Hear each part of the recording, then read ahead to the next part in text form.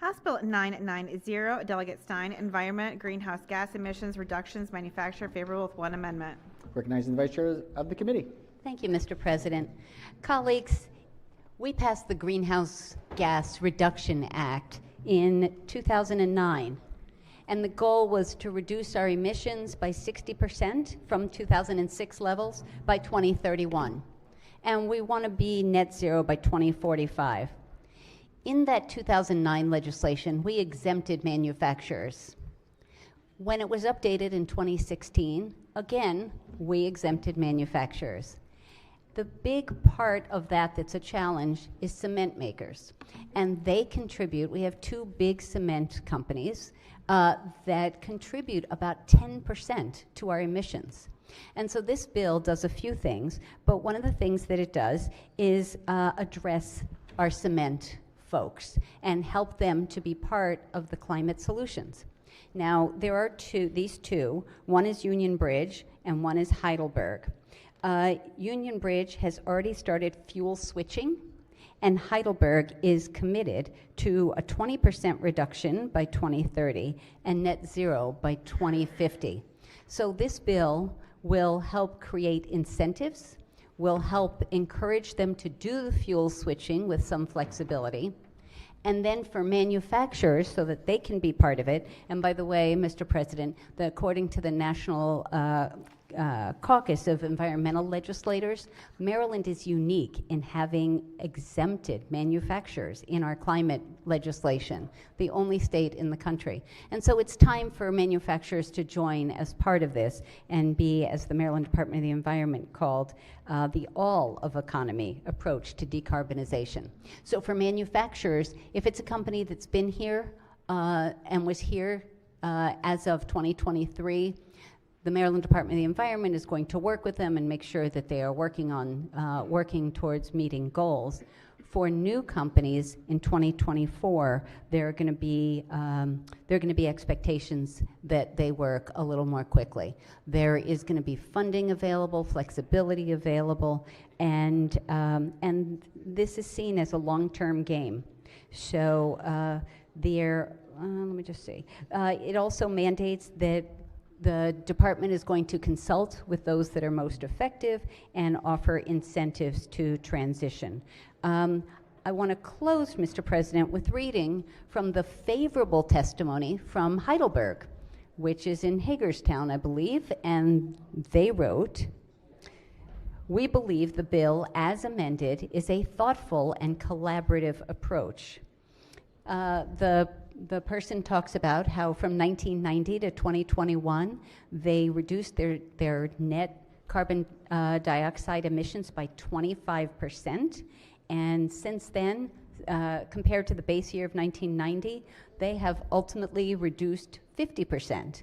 I'm just skipping through just two more sentences. This is a critical first step. We are committed to making further changes to reduce carbon emissions in the state, and Heidelberg Materials is very proud to endorse the legislation, and they call themselves an innovative leader in sustainability.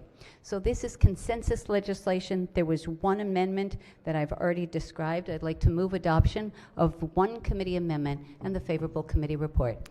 All right, the senator moves for the adoption of the one committee amendment and the favorable committee report. On the amendment, chair recognizes the minority whip.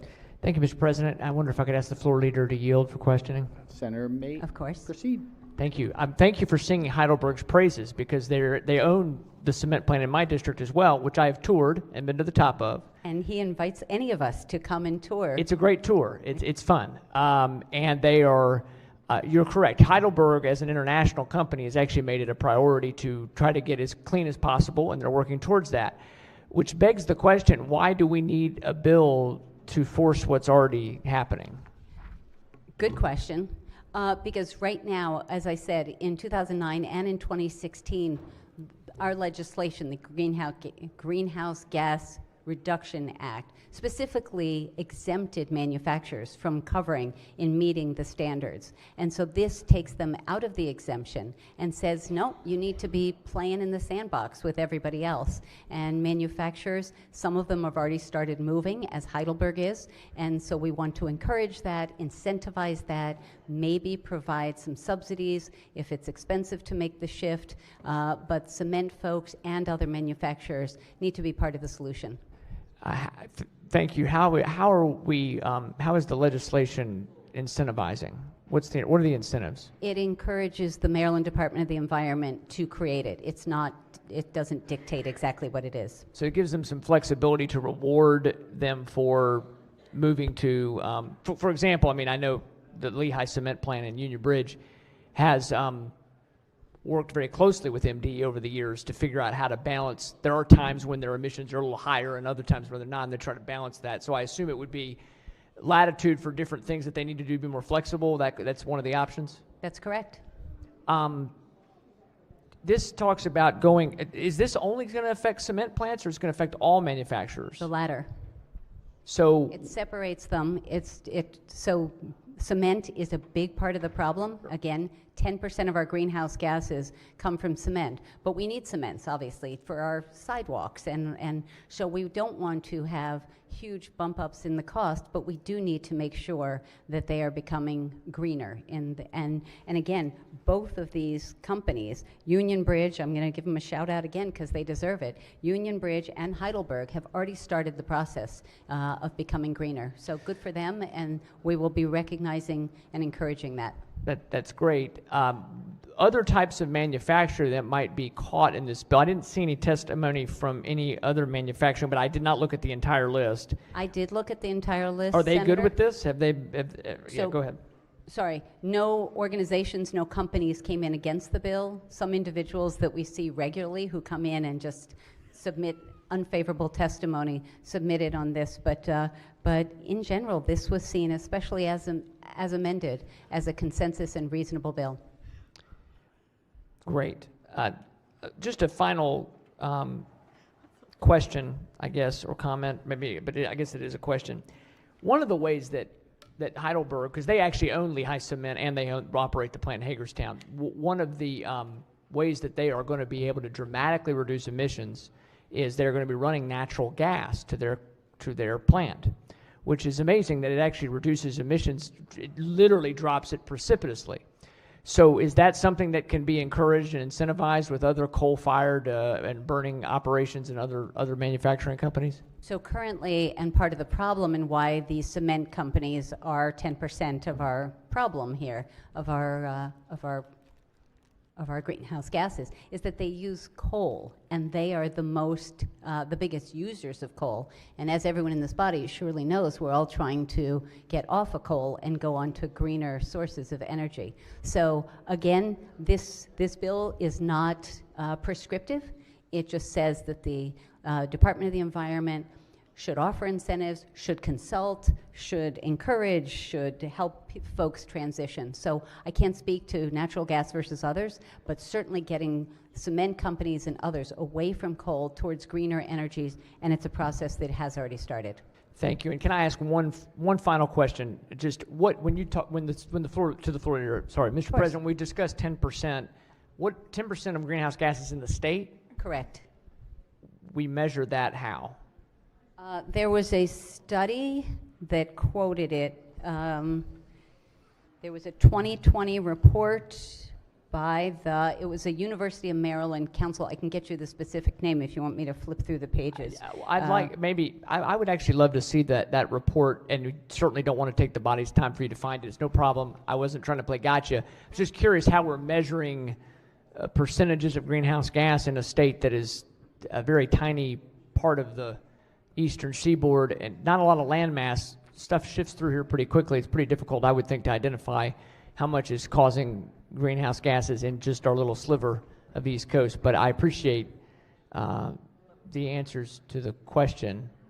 I actually really would like to see the study, but I'm not trying to hold everybody up. Yep. I was hoping to find it really fast. In the U.S. Climate Alliance,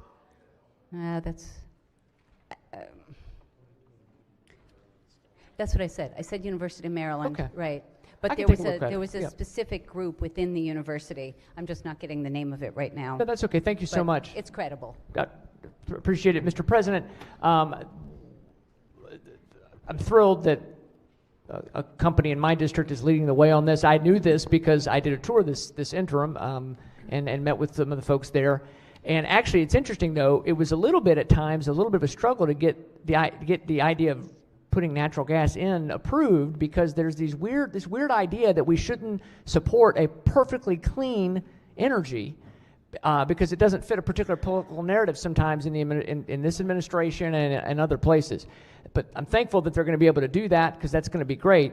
It just goes to show, I think, we need to be thinking long and hard. If our goal is really to reduce emissions and greenhouse gases, then we need to be looking at things that work right away as we try to develop other renewable energies. But I'm glad that we're going to incentivize people who want to try to do this. I do worry a little bit about adding in all manufacturers, a sector that has struggled in our state, to these requirements. But Mr. President, maybe there'll be time to go over that and work on that later. Thank you for the answers to my questions.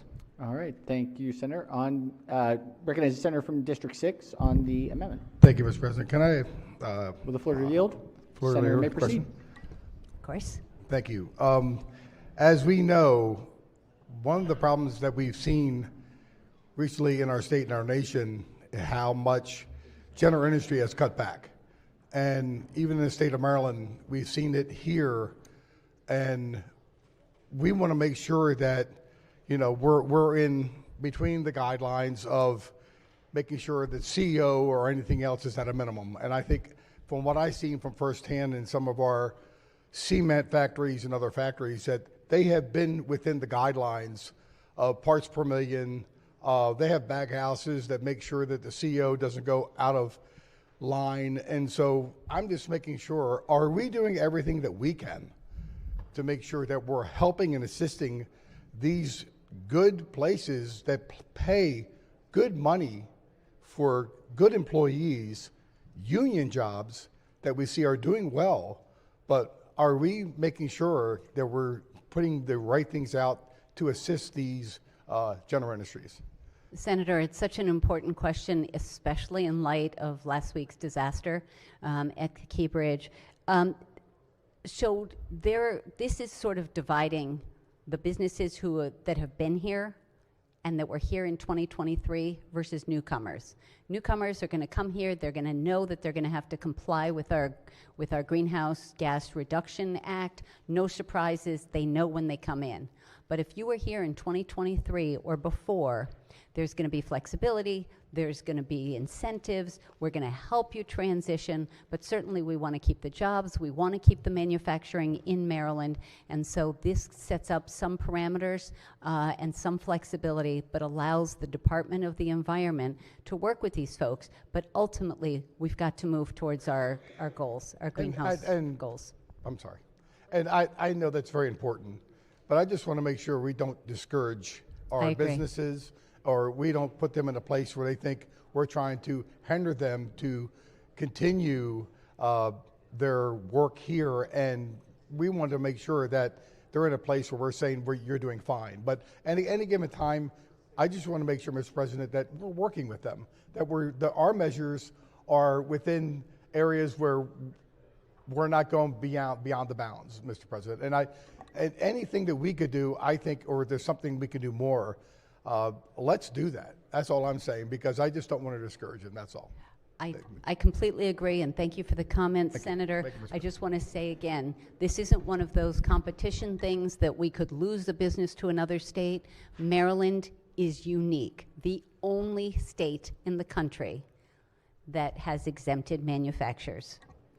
And I think that needs to change. We need to step up, and everybody needs to do their part. All right. Question is on the amendment. Any discussion? Any objection to the amendment? Without objection, the one committee amendment is adopted. Question now is the amended report. Any discussion?